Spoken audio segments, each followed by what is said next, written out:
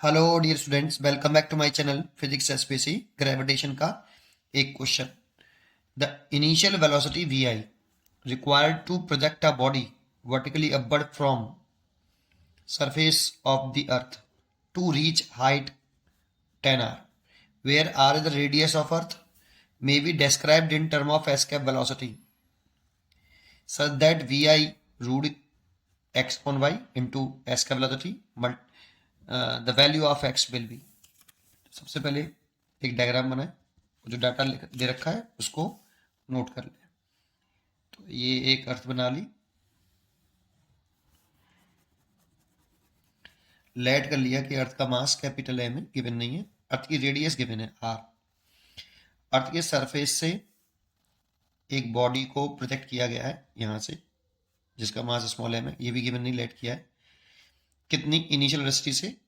We आई से। तो इस वी आई की वैल्यू दे रखी है हमें रूट के अंदर X upon Y multiplied by VE. Here जो वीई है ये एस्केप वेलोसिटी है ऑफ बॉडी, ये एस्केप वेलोसिटी है। और यहां से अर्थ के सरफेस से कितनी डिस्टेंस पर किया गया है, ये कितनी हाइट तक किया है, गया है 10 r हाइट तक गया है। इतनी इनिशियल वेलोसिटी से फेंकते हैं तो ये अर्थ के सरफेस से कितनी हाइट चला जाता है? 10 r चला जाता है, height of 10 r from the surface of earth. यहाँ पे इसकी वेलोसिटी कितनी हो जाती है? 0। तो ये पूछ रहा है कि x की वैल्यू कितनी होगी, हियर x फाइंड आउट करना है। ठीक है, अच्छा सबसे पहले ये पता होना चाहिए कि अर्थ के सरफेस पर जो एस्केप वेलोसिटी का फॉर्मूला होता है, ये अर्थ के सरफेस पर, अगर अर्थ के सरफेस से किसी बॉडी को प्रोटेक्ट करें और उसे इन्फानिट पे पहुंचाएं तो एस्केप वेलोसिटी का फॉर्मूला होता है 2g capital M over r, अर्थ का मास और अर्थ की रेडियस, ये फॉर्मूला आता है। ये हमें याद होना चाहिए, ये एस्केप वेलोसिटी का फॉर्मूला है। ठीक है, लेकिन यहाँ पे किसी बॉडी को एस्केप वेलोसिटी से प्रोजेक्ट नहीं किया, इतनी वेलोसिटी से प्रोजेक्ट किया है, रूट के अंदर X upon Y into escape velocity.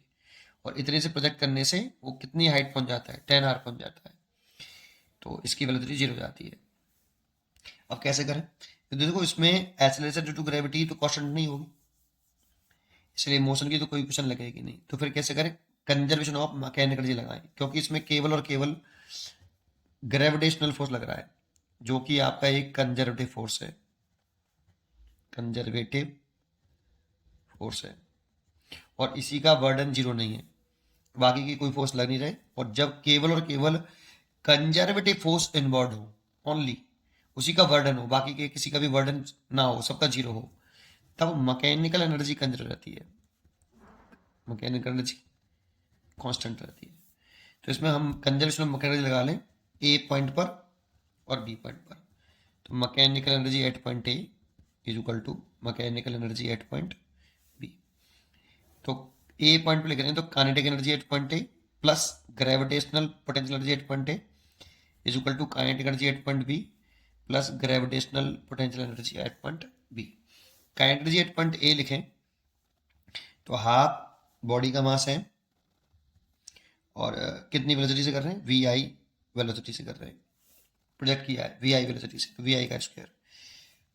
Gravitational potential energy लिखे हैं एट पॉइंट ए की, तो माइनस लगा लें, क्योंकि ग्रेविटेशनल पोटेंशियल एनर्जी नेगेटिव में होती है। जी कैपिटल एम अर्थ का मास और बॉडी का मास, ये अर्थ का मास हो कैपिटल एम, और जिस बॉडी को प्रोजेक्ट कर रहे हैं उसका मास। और ए पॉइंट पे लिख रहे हैं तो ए पॉइंट तक की डिस्टेंस लिखेंगे सेंटर से, कैपिटल एम और स्मॉल एम के बीच की शॉर्टेस्ट सेक्शन लिखते हैं। तो इन दोनों के बीच की शॉर्टेस्ट सेक्शन ये है, क्योंकि कैपिटल आर है तो कैपिटल आर लिख लें। ठीक है, वैसे एक्चुअल में किसी भी पॉइंट के, अगर हमें जैसे ए पॉइंट पर पोटेंशियल एनर्जी निकालनी है, और तो मास लिखते हैं टेस्ट मास, जो कि स्मॉल एम, और ये किसके ग्रेविटेशनल पोटेंशियल में, फील्ड में है, अर्थ के ग्रेविटेशनल फील्ड में पॉइंट ए लाई कर रहा है, इसलिए ए पॉइंट का जो नेट पोटेंशियल लिखेंगे, net gravitational potential due to earth. और अर्थ एक सॉलिड स्फीयर है, सॉलिड स्फीयर के सरफेस पर कितना ग्रेविटेशनल पोटेंशियल होता है वो हमें याद होना चाहिए। तो स्मॉल एम होता है माइनस का जी कैपिटल एम, अर्थ के सर, ये ग्रेविटेशनल पोटेंशियल किसका है? अर्थ का है, ड्यू टू अर्थ, और सरफेस पर है, पॉइंट ए सरफेस पर है, G M by capital R. तो इस तरह से पोटेंशियल एनर्जी निकालते हैं, माइनस का G M over R. A point की पोटेंशियल एनर्जी इतनी, एक्चुअल में कहानी ये होती है, लेकिन डायरेक्टली भी लगा देना चाहिए, डायरेक्टली लगा लो इस तरह से, ठीक है। अब बी पॉइंट पर काइनेटिक एनर्जी लिखें, तो बी पॉइंट पर अगर काइनेटिक एनर्जी लिखते हैं तो बी पॉइंट पे तो काइनेटिक एनर्जी कितनी हो गई, जीरो। तो बी पॉइंट पे तो काइनेटिक एनर्जी जीरो है। ऐसे बी पॉइंट पर अगर हमें क्या लिखना है, पोटेंशियल एनर्जी, तो माइनस जी कैपिटल एम स्मॉल एम, और इन दोनों के बीच की शॉर्टेस्ट सेपरेशन। अब बी पॉइंट पर पार्टिकल है, स्मॉल एम है, और सेंटर ये रहा, ये सेपरेशन चाहिए। तो आर ये हो गई और 10 आर ये हो गई, टोटल मिला के कितनी हो गई, आर प्लस एच, तो एच दे रखा है 10, तो 11 आर हो गया।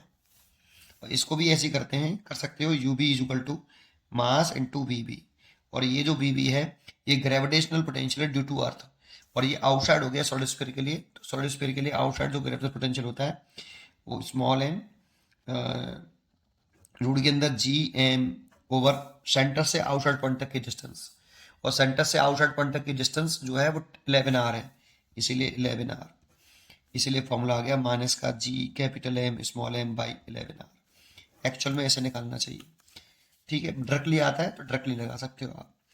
अब देखो जरा इसमें क्या करें, एक स्मॉल एम से दो कॉमन लेके दोनों साइड से स्मॉल एम काट दो, सबसे पहले काट दिया, दो का पूरे में मल्टीप्लाई कर दो, कैपिटल जो 2 है इसमें होल पूरे में न्यूमरेटर में 2 का मल्टीप्लाई कर दो, तो देखो इस जगह पे 2 का मल्टीप्लाई करूंगा तो 2 से 2 कैंसिल हो जाएगा, केवल वी आई का स्क्वायर बचेगा। इसमें करूंगा तो माइनस के 2 GM/R हो जाएगा, और इसमें करूंगा तो माइनस के 2G_M/11R हो जाएगा।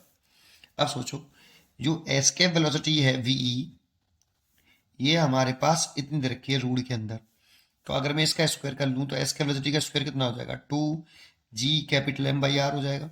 तो इसकी जगह पे मैं एस्केप वेलोसिटी का स्क्वायर लिख सकता हूँ, तो वी आई का स्क्वायर माइनस वीई का स्क्वायर माइनस, और इसकी जगह पे भी मैं एस के वेलोसिटी का स्क्वायर लिख सकता हूँ, तो माइनस के 1/11 एस के वेलोसिटी का स्क्वायर। अब इसको इधर ले आओ, इक्वल टू है सर यहाँ पे, ठीक है। तो वी आई का स्क्वायर इज इक्वल टू, इसको इधर ले आएंगे तो वी ई का स्क्वायर माइनस 1/11 वी ई का स्क्वायर, यहाँ से 11 एलसीएम ले लूँ तो 11 वी ई का स्क्वायर माइनस वी का स्क्वायर, देन 10/11 वी ई का स्क्वायर, और ये वी आई का स्क्वायर हो गया तो रूट में ले लो इसको, ये वी आई का स्क्वायर तो रूट ले आओ इधर की तरफ, तो V I is equal to आ जाएगा रूट के अंदर 10/11 वी ई। अब एक इक्वेशन आ गई, इसकी कंपैरिजन कर लो बेटा आप, किससे कंपैरिजन, वी आई हमें दे रखा है रूट के अंदर x/y इंटू वी ई, इससे इसकी कंपैरिजन कर दो, है ना। कंपैरिजन करेंगे तो देखो वी है, तो x की वैल्यू कितनी हो गई 10, इसीलिए x की जो वैल्यू आ गई कंपैरिजन करने पर x बराबर आ गया 10, इसीलिए x की जो वैल्यू होगी, हमसे x ही पूछ रहा है तो x की वैल्यू 10 हो गई। उम्मीद करता हूँ कि आपको ये क्वेश्चन जरूर समझ में आया होगा, पढ़ते रहिए और खुश रहिए, थैंक यू।